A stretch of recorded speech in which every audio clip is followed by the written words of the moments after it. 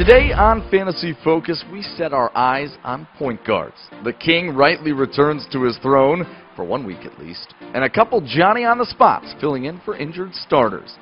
Last year's Fantasy King Russell Westbrook got off to a slow start this season. Now for the year, Westbrook is still averaging 9.1 rebounds and 9.7 assists per game. It's been his scoring that's been way down. At 21.6 points per game, that's 10 points a game less than he scored last season. But in 4 games last week, he surpassed 60 fantasy points in 3 contests, triple-doubled in 2, and saw him score nearly 28 points a night.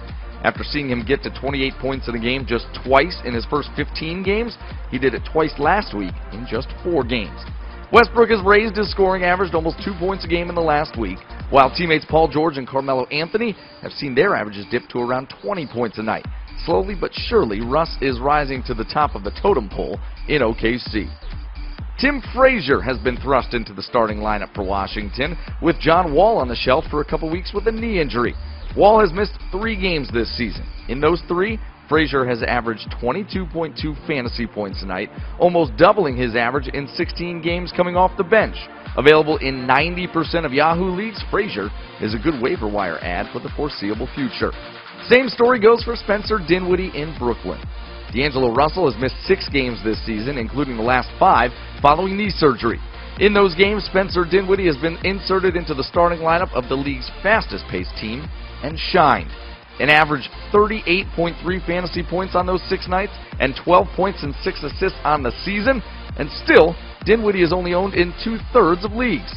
But that number has gone up 19% in the last day, so get him now before it's too late. And we didn't forget about the big fellas.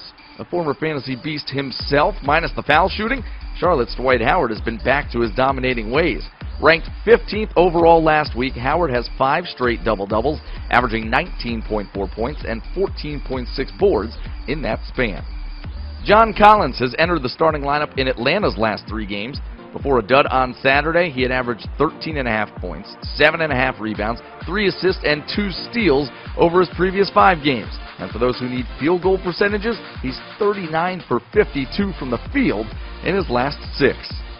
And in New York, both Kristaps Porzingis and Enes Kanter have missed time recently with back issues, opening up more minutes for Kyle O'Quinn. A per-minute monster, O'Quinn went for 20 points and 15 boards Saturday against Houston.